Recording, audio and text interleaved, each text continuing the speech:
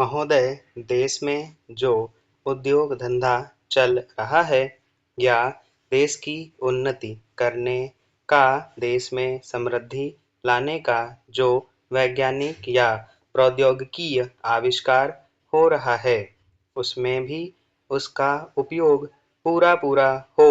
यदि ऐसा हो तभी मैं समझता हूँ कि हमारी पेटेंट प्रणाली सफल सिद्ध हो सकती है। यह प्रश्न उठ सकता है कि किस सीमा तक व्यक्ति के अधिकार की रक्षा की जाए और किस सीमा तक उसके अधिकार का हनन किया जाए, ताकि समाज का अधिक से अधिक लाभ हो, समाज उसका अधिक से अधिक उपयोग कर सके। एक दृष्टिकोण जो इसके पीछे है, हमें इस बात का अभिमान है कि हम 101 करोड़ हैं। हमारी कई जातियां, कई धर्म, कई भाषाएं और कई प्रकार के रीति रिवाज हैं। इस विविधता से हमें लाभ उठाना चाहिए, किंतु आज भेदभाव का भूत हमारे सिर पर चढ़ रहा है। भारत को स्वतंत्रता मिली है, इसका अर्थ यह होना चाहिए कि गरीबों की सेवा के लिए आज तक हमें जो सुविधाएं उपलब्ध नहीं थीं, वे मिली हैं।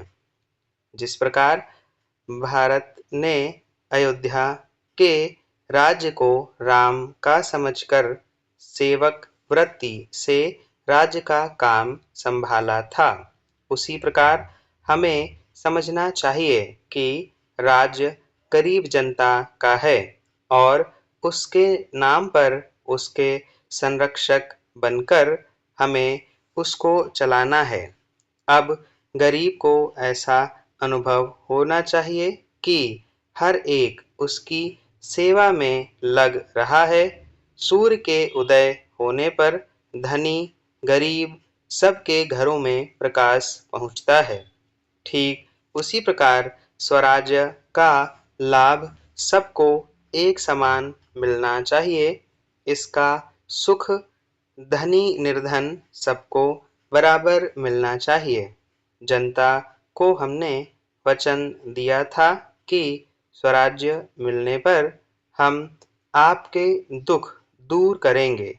अब वह समय आ गया है जबकि हमें अपने उस दिए हुए वचन को सार्थक करना है। इतने बड़े देश में विचार भेद होना स्वाभाविक है। देखना यह है कि हम लोगों के विचारों में कुछ समान अंश भी हैं या नहीं। यदि हैं तो समान कार्यक्रम बनाइए। इस प्रकार कार्य करने से हमारे भेदभाव कम होते होते एक दिन मिट जाएंगे और अच्छी बातों का अपने आप उदय होने लगेगा।